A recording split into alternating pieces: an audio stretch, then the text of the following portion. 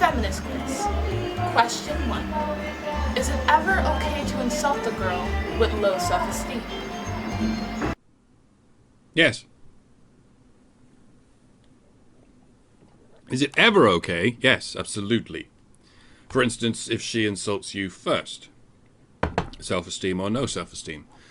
Like if she insults the moral character of Chinese people and you're Chinese, you have legitimate grounds to take insult.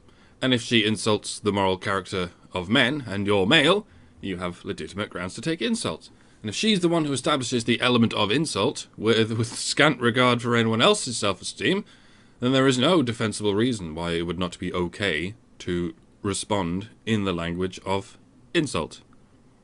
It's not always advisable, and it's certainly not the high road, but it's okay. And that was the question. It is okay to take the low road if you are following someone down the low road. To go higher is admirable.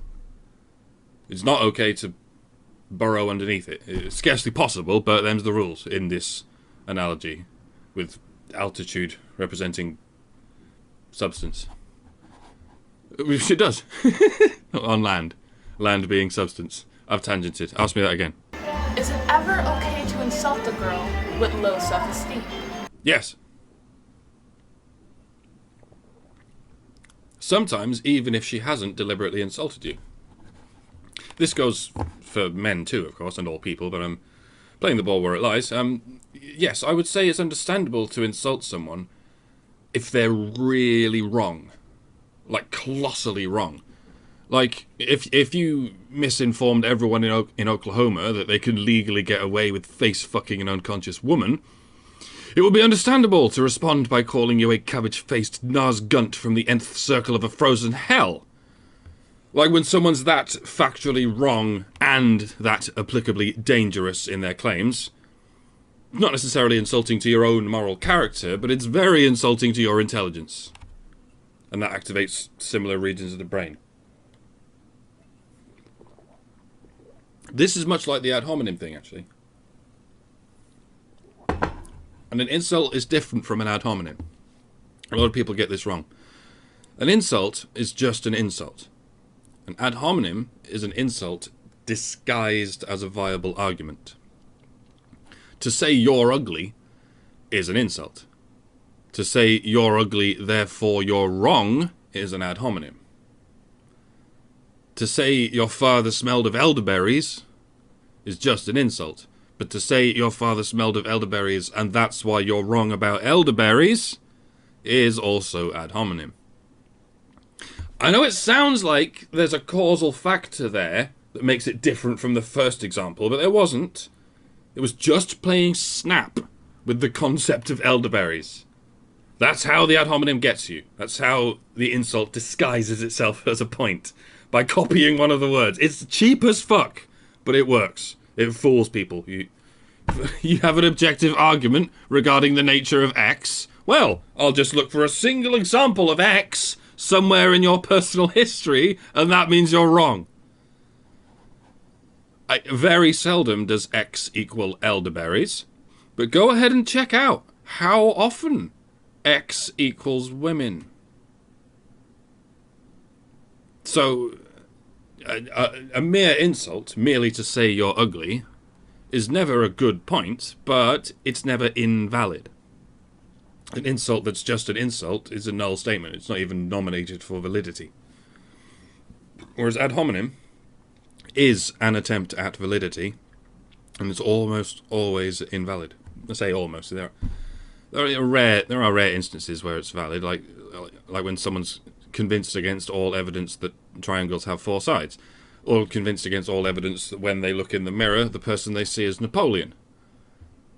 It would be understandable to reply to that person with, I think you're only saying that because of the head injury.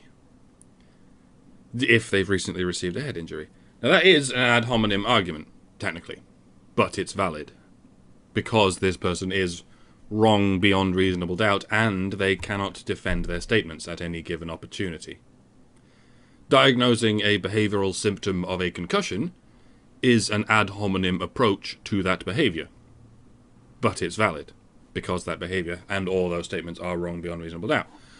Unfortunately, when you tell a feminist that women get paid less because they do less work, you might as well be saying, I'm a four-sided Napoleon triangle, the earth is flat, dogs give birth to cats, 2 + 2 = 5 bananas, and so on. Feminists react to the truth in the way normal people react to the ramblings of the concussed. Except they don't go straight to, you have a head injury, they go straight to, misogynist! Because, ironically, they have something resembling a head injury. This is more like the concussed person getting offended at you for not seeing the fourth side of the Napoleon triangle. I honestly thought this response would be like 3 minutes long, I'm sorry.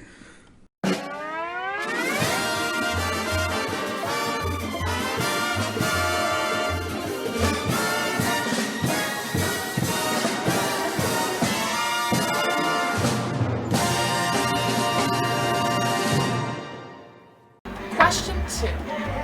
Is it ever alright to blame a girl for being raped? No. Without consent, there can be no blame. And I define rape as sex without consent. In all categories. And this includes heterosexual intercourse without male consent. This sets me quite apart from rather a lot of feminists, and rather a lot of legal officials, and rather a fuck ton of media shitsmiths who officially do not recognise heterosexual intercourse without male consent as rape. To them, it is at worst sexual assault, and at best, lol, exclamation mark, exclamation mark, exclamation mark, 1, exclamation mark, 1. What do you mean male consent? He contained blood, didn't he? Then he consented. Fuck off with your man feels. What are you, an MRA or something? But this is rather off the beaten track, isn't it? Your question was specifically and exclusively about girls. I'm sure the other half of humanity will be covered later on in a similar test of moral judgment, right? Question 3. Is it ever alright to slut-shame a girl? Is it ever alright to slut-shame a girl? No. There's nothing shameful about taking cock. Getting a disease or an unplanned pregnancy is perhaps something for a person to be ashamed about, but it's not something to be shamed for by another person. Because it certainly doesn't help at that point. The moment someone falls under the shame of actual hard times is the moment they need sympathy. For the sake of their own health and or a child's health. So active shaming is never appropriate before or after the crossover. It's entirely locked, like the moon. I'm not saying slut shaming should be banned, just saying no one has to listen to that shit. So, no, it is categorically never alright to slut-shame anyone. Is it ever alright to slut-shame a girl even if she does have sex with a lot of guys? You mean even if the allegation is true? I believe I've already answered your question, but thank you for using the second half of said question to clarify precisely what you mean by slut-shaming. You mean the offensive act of touching too many penises. The act of touching too many vaginas is not offensive at all. In fact, it's so inoffensive that it does not have a name. There is no such phenomenon considered to exist in our culture. There is no name for a person who touches too many vaginas because there is no such thing as too many vaginas. The more you have touched, the better. The closer you get to divine normality, as far as this culture of ours is concerned. But the name for a person who touches too many penises is slut. Most feminists implicitly agree with you. Most people implicitly agree with you. It's not how I would choose to operate a language, but clearly I'm not in charge.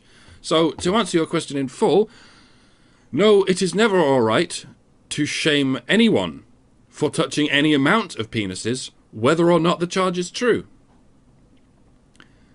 Unless they touched them without their consent. So just for fun, I'm going to see what your friend said in response to this question. Is it ever alright to slut-shame a girl even if she does have sex with a lot of guys? A. Duh. That's what a slut is. She appears to agree with you. She's confirming that you both employ the word slut to mean someone who has touched too many penises. You both agree in this answer that touching too many penises is a shameful act in your culture. Your only question is whether or not women should be shamed for that shameful act. Let's see what the other two options are. By now you'll have noticed the format. B. I mean, I guess. Why would she act that way if she didn't want to be called a slut? Okay, same answer, but with a yes. I guess is a yes. Duh is not necessarily a yes. C. Never. A girl's sexual drive should not be attacked and scrutinized, especially when a male sexual drive doesn't receive similar judgment. It was just confirmed that your culture regards the penis as a shameful object that only bad people touch. It would be an understatement to call that attacking and scrutinizing male sexual drive. It's attacking and scrutinizing the fucking ignition. So, by your logic, until the day that stops happening, it's perfectly fair to shame female sexuality as well. Come to think of it, let's go back to question 1. Is it ever okay to insult a girl with low self-esteem? A. Yes. She hates herself anyway, so what's the big deal? B. Sometimes. Maybe it'll do her some good. C. Not at all. Making her feel ugly won't make you pretty. Well, by confirming that women are corrupted by cock, you are actively insulting all the women who touch plenty of cock and don't feel corrupted by it. And within that considerable set, there must be at least a few women with low self-esteem. And you are evidently quite okay with telling those women with low self-esteem that they are corrupting themselves by touching penises. Which isn't quite hating themselves, so I'm charitably going to mark you as B there rather than A. While we're doing this, let's go back to question 2. I know this is a strange edit, but it all changed with the loading of question 3. Question 2. Is it ever alright to blame a girl for being raped? A. Definitely. She shouldn't be wearing those tight-fitted clothes. B. Sometimes, can't always be the rapist's fault, right? C. Hell no, are you insane? Well, obviously your answer isn't C. I mean, if women are sexually corrupted by men, and that's how it works as far as everyone's concerned, and everyone's aware of that, and you are, then women have no excuse for going anywhere near men without their hijab. And all those cases when they did? By your reasoning, they are as much to blame for being raped as is someone who loses an arm leaning through the cage bars of a captive tiger. So once again, I'm going to have to mark you with a B. Alrighty, final question. Here's a bonus question. Bonus? It's question 4. What? We've got to guess to number 4. What, are you Chinese? Does being a feminist mean that you hate all men? Yes. Feminists shame each other for coming into contact with men, and then they blame the men. When white people do that to black people, it is generally considered hate. Let's just have a look at the answers. A. Yes, girl power! B. I guess. Aren't men the ones that oppress us? Or C. No. Feminists believe in equality for all men and women, and we love all who believe in equality too. Unless it involves men's rights. Or advocating for them. Only evil people do that. If you guess C for all of the above, then you are one smart cookie and you are on your way to making the world a better place. If you guessed anything other than C, well, you have a lot to learn, and you should probably practice being more knowledgeable and less ignorant. Cool. Well, you got B, B, A, B. Because of the stipulations that appear in question 3, whoever wrote that question has failed this quiz with the opposite of flying colours, shitting colours. You failed your own test with shitting colours. And if this test has a conclusion, it is this. If you want to be a good and true equal rights advocate, then you need to drop this ancient mythos that touching penises makes you a victim and touching vaginas makes you a hero or a villain. You need to swallow your pride and admit that genitals are not fucking sacred. Pussies are not from paradise. And hard-ons are not from hell. Now, this was a scene taken from a video with very few views on a very small channel. It's a dramatic short film. It's obviously done on no budget, so you can't knock it for being amateur. But yeah, this one set piece rather stuck out to me. The way it's shot in that peep show format, it's very usable, I guess. This was my second idea. My first idea was just to fuck with it. I think I'll do it now. The feminist quiz. Question 1. Hey, Bonkisha? I know you really hate Shanae over there, but do you think you can answer a few of these questions she has? Yes. She hates herself anyway, so what's the big deal? Is that what the feminism's about? Existential insecurity? Yeah, it usually is. I mean, I guess. Why would she act that way if she didn't want to be called a feminist? Agreed. Tell you what, should we fuck with her? Sometimes. Maybe it'll do her some good. Good call. Is it ever okay to insult a girl with low self-esteem? Yes! Girl power! I like you. Oh, I never would have thought of that. Alright, get on with it. Is it ever alright to slut-shame a girl even if she does have sex with a lot of guys? Aren't men the ones that get attacked and scrutinized? You have a lot to learn. Definitely. You hate all men? Duh. That's what a feminist is. Is it ever alright to rape a girl? No. Even if she does have sex with a lot of guys? Never. Rape is male sexual drive, right? You are one smart cookie. Feminists believe all men and rapists for women believe in equality. On your way to a better place. Are you insane? See. A girl's sexual drive should not be making her feel ugly. She shouldn't be feminist.